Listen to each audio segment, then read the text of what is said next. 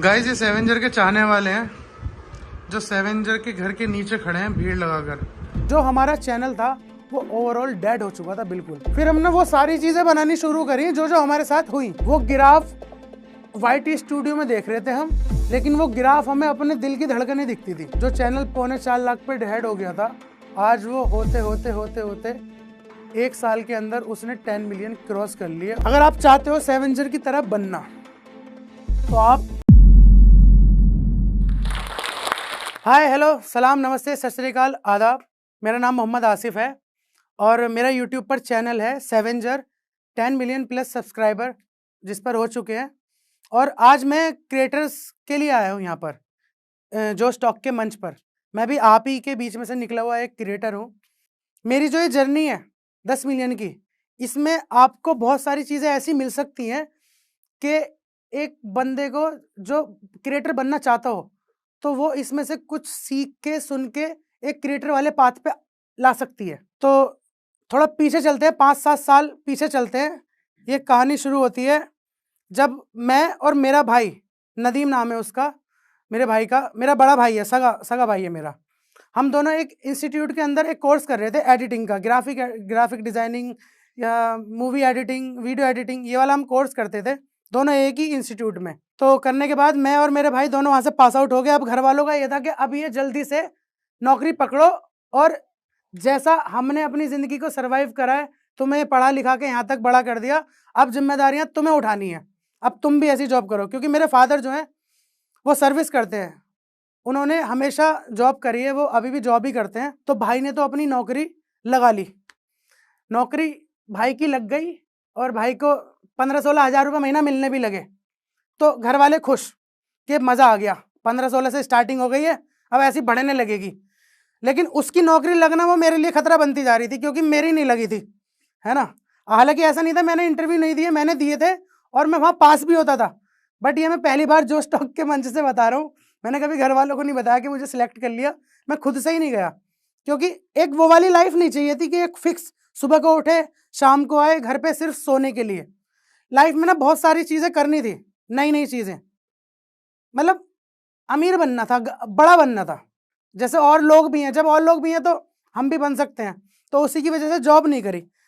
अब जब बिल्कुल घर वालों ने ये देख लिया ना कि ये नहीं करेंगे, तो उन्होंने फिर टोकना शुरू करा, ताने भी मारे। उन्होंने एहसास होने दिया कि वो घर वाले हैं भी, उन्होंने ताने भी मारना शुरू करा, जलील भी करना शुरू करा। और वो लोग ठीक थे अपनी जगह, क्योंकि उनके ताने मारने ना मोटिवेट बहुत करते थे कि नहीं, इन्हें प्रूफ करके दिखाना है कि हम कुछ कर सकते हैं। बट जब मैं एडिटिंग करने लगा तो उस चीज़ से ना मेरे अंदर एक रुचि पैदा हुई, वो वीडियोस बनाने की।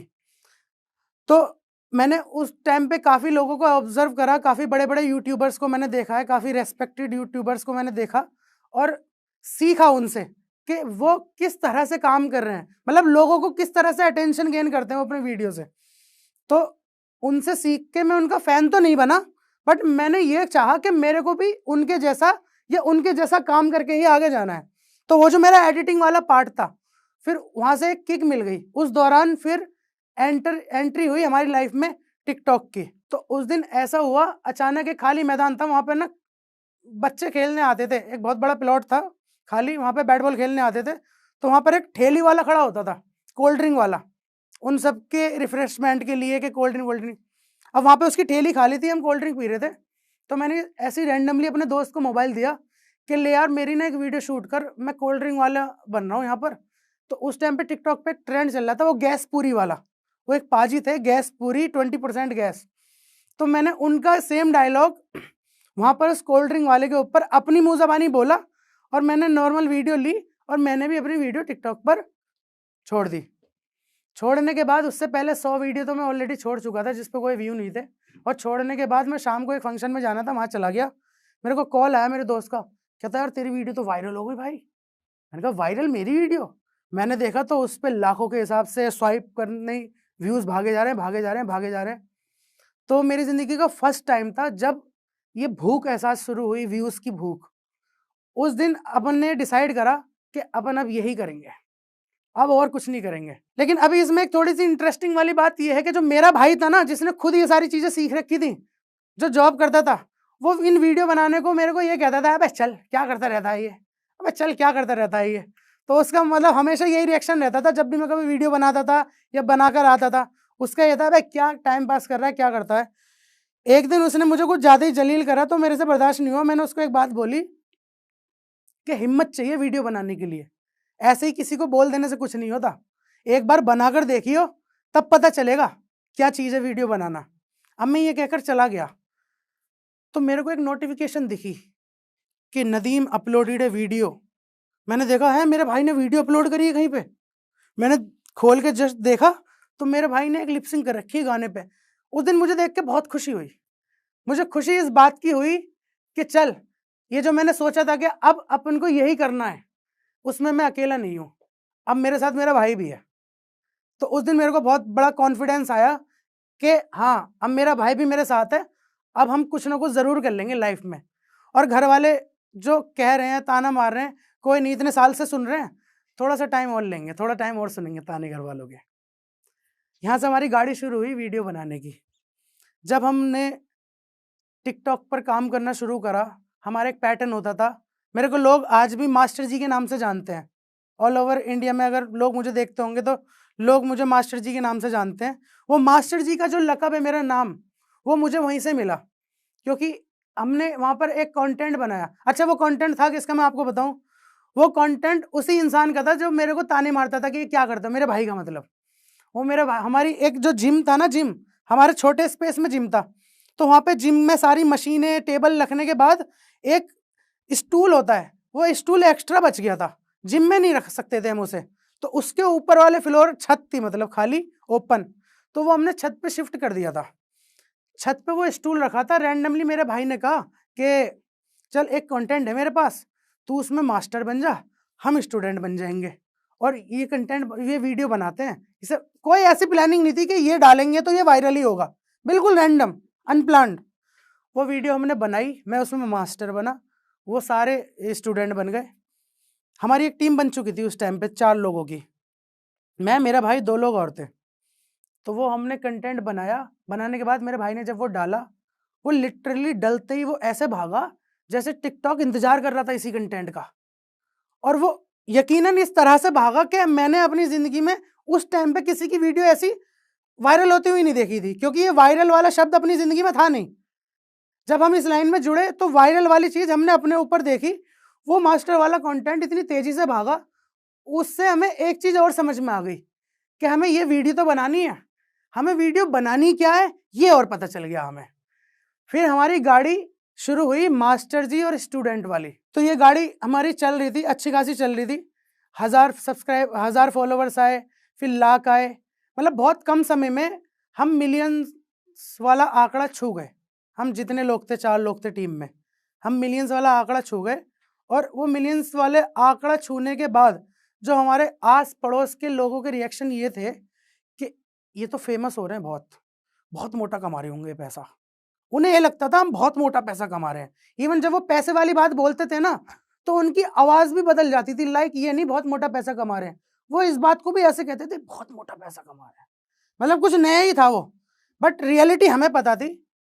उस प्लेटफॉर्म से हमने जनता कमाई, टू बी ऑनेस्ट हमने जनता कमाई। हमारे व्यूज़ भी काफ़ी अच्छे अच्छे आए और हम नए थे, हमें ये भी नहीं पता था कि इस प्लेटफॉर्म का इस्तेमाल कैसे करते हैं, लाइक अर्निंग किस तरह से जनरेट हम कर सकते हैं। हम बहुत खुश होते थे जब हमारे पास फॉलोअर्स आते थे, व्यूज़ आते थे, वो हमें उतनी खुशी देते थे कि मे बी शायद अगर पैसा आ रहा होता तो वो भी शायद हमें उतनी खुशी नहीं देता।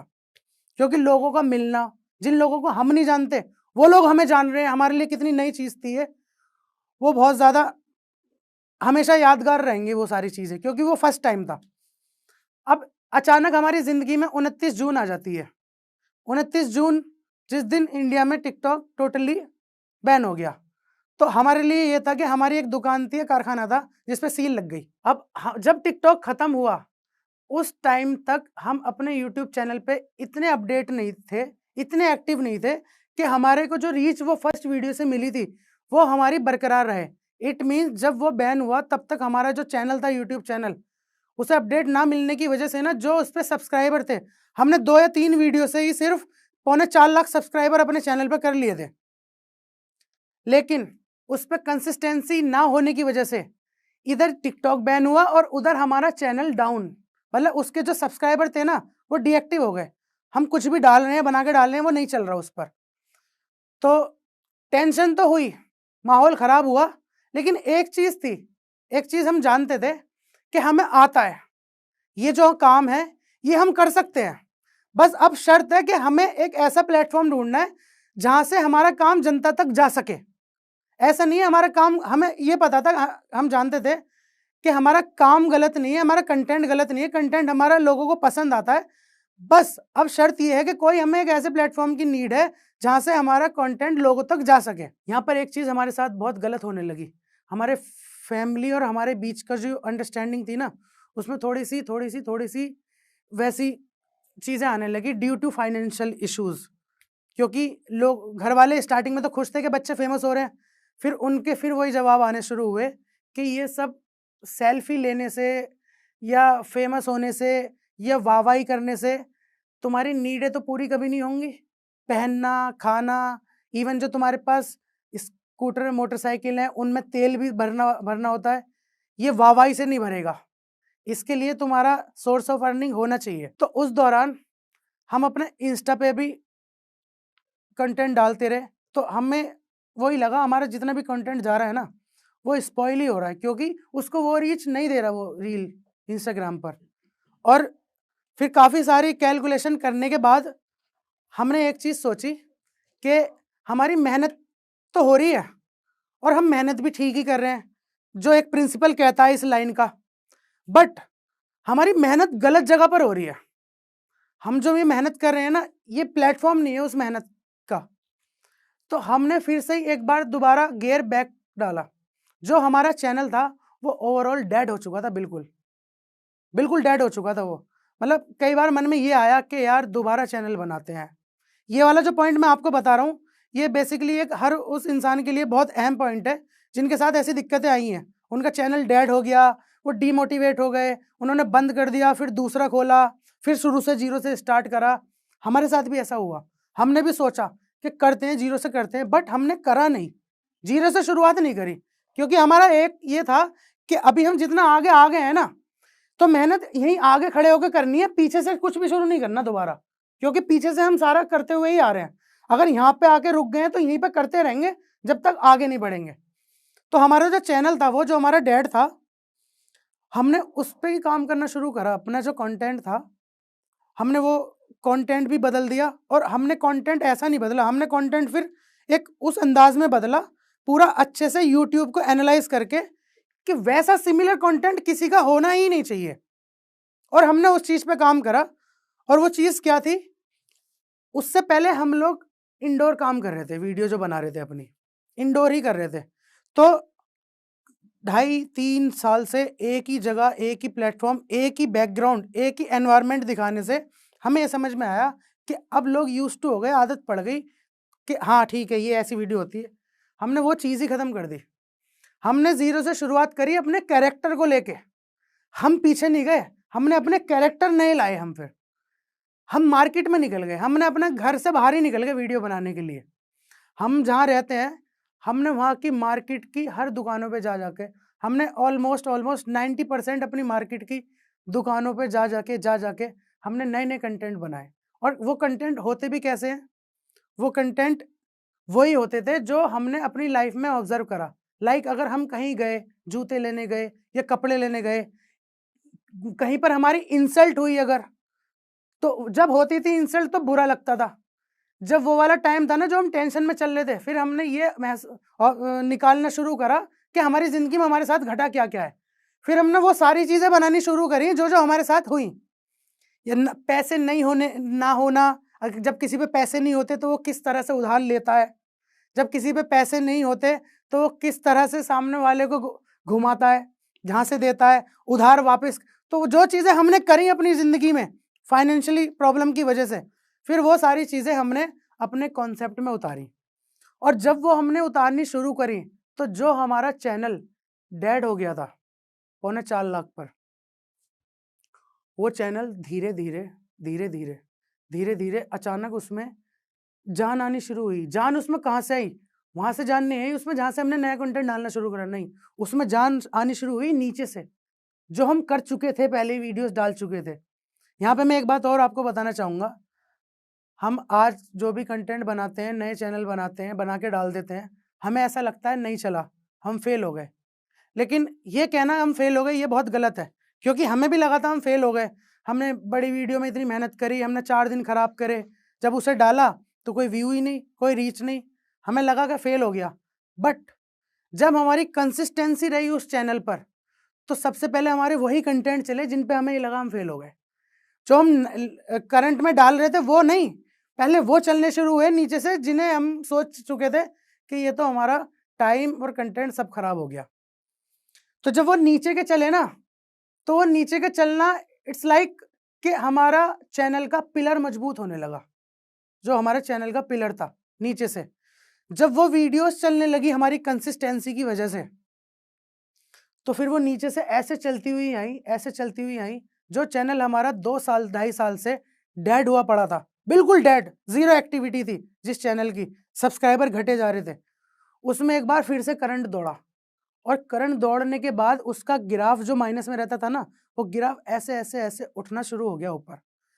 वो ग्राफ YT स्टूडियो में देख रहे थे हम, लेकिन वो ग्राफ हमें अपने दिल की धड़कनें दिखती थी असल में, क्योंकि वो यहीं से जुड़ा हुआ था। उसके पीछे का हमारा बहुत एफर्ट, बहुत टाइम, बहुत सारे ताने घर वालों के, और बहुत सारी निगाहें जो मोहल्ले पड़ोस की हम पे रहती थी कि ये बड़े हो रहे हैं, इन्होंने क्या करा है अभी तक जिंदगी में, वो जुड़ा हुआ था। जब वो ग्राफ ऊपर उठना शुरू हुआ ना, तब हमें हमारा कॉन्फिडेंस और बूस्ट होना शुरू हुआ। फिर ये हो गया कि जो काम या जो कंटेंट बनाने में हम शर्माते थे ना, फिर तो शर्म और हमारा ब्रेकअप ऐसा हुआ कि हमें आनी ही बंद हो गई शर्म। और उसके बाद जो हमने दबा के मेहनत करनी शुरू करी है, और ज़्यादा इंटू 2 नहीं, इंटू 200 जो हमने अपना काम करना शुरू करा है। तो पिछले 1 साल हुआ होगा, लगभग 1 नहीं 1.25 साल अब हो गया, मैं कह सकता हूँ पिछले 1.25 साल से जो चैनल हमारा बिल्कुल डेड हो चुका था, पिछले 1.25 साल के हमारे हार्ड वर्क ने, हमारी कंसिस्टेंसी ने, हमारे रेगुलर अपडेट ने, हमारे रेगुलर उस पर एक्टिव होने ने, आज जो चैनल 3.25 लाख पे डेड हो गया था, आज वो होते होते होते होते 1 साल के अंदर उसने 10 मिलियन क्रॉस कर लिए। और उस चैनल को आप जानते हो, उसका नाम है सेवेंजर। तो जाते जाते मैं आपसे कुछ टिप्स शेयर करना चाहूँगा। अगर आप यूट्यूबर बनना चाहते हो तो सबसे पहला, एक जो वीडियो मेकिंग का जो एक सबसे मेन पार्ट है ना, बेस पार्ट है, वो है एडिटिंग। अगर आपकी एडिटिंग आपके हाथ में है ना, तो आपकी जीत की पॉसिबिलिटीज काफ़ी हद तक है। और दूसरा पॉइंट ये है कि अगर आप यूट्यूबर बनना चाहते हैं ना, तो आप पहले अपने आप को जानो कि आप क्या दिखाना चाहते हो। कुछ लोग ऐसे होते हैं, वो कम्युनिटी डालेंगे, लोगों से सजेशन लेंगे कि नेक्स्ट वीडियो किस टॉपिक पर हो। भाई, लोगों आपको देख रहे हैं इसलिए कि आप कुछ नया दो उन्हें, या आप कुछ नया लाओ। अगर लोगों की फरमाइश पे आप लाओगे तो आई थिंक आप फेल हो सकते हो, क्योंकि जब हम कुछ करते हैं ना अपने से, तो वो नया होता है जनता के लिए। अगर आप यूट्यूबर बनना चाहते हो ना, तो आप अपने आप को जानो, आप किस तरह से इस दुनिया को कुछ नया दे सकते हो अपने माध्यम से। अपने आप को जानना बहुत ज़रूरी है, दूसरा पॉइंट। तीसरा पॉइंट मैं ये कहूँगा, यूट्यूबर अगर आप बनना चाहते हो, नए हो, तो आपको शर्म छोड़नी पड़ेगी। और शर्म आपको ऐसी छोड़नी पड़ेगी जैसे है ही नहीं, शर्म एग्जिस्ट ही नहीं करती आपकी लाइफ में, ऐसी शर्म छोड़नी पड़ेगी। अगर मैंने ये शब्द बोल भी दिया ना, तो आप भूल जाना कि इस तरह का कोई शब्द था भी, तभी आप कुछ कर सकते हो। वरना यकीन मानो, ये दुनिया कुछ नहीं करने देती, सच में ये बात सच है। क्योंकि हमें लोग अच्छा भी बताते हैं, बुरा भी बताते हैं, लेकिन हमें बुरा जल्दी समझ में आता है लोगों का, कंपेयर टू अच्छा सुनने के। तो इसलिए आप अपनी ज़िंदगी से शर्म खत्म करो, और ये भूल जाओ कि लोग क्या कहते हैं। अगर लोगों की सुननी है ना हमें, तो हम लोगों की तब सुनेंगे जब हमें लगेगा हमने कुछ उखाड़ लिया है, फिर सुनेंगे हम लोगों की। अभी फिलहाल नहीं सुननी, अगर हम चाहते हैं कि हमें यूट्यूबर बनना है।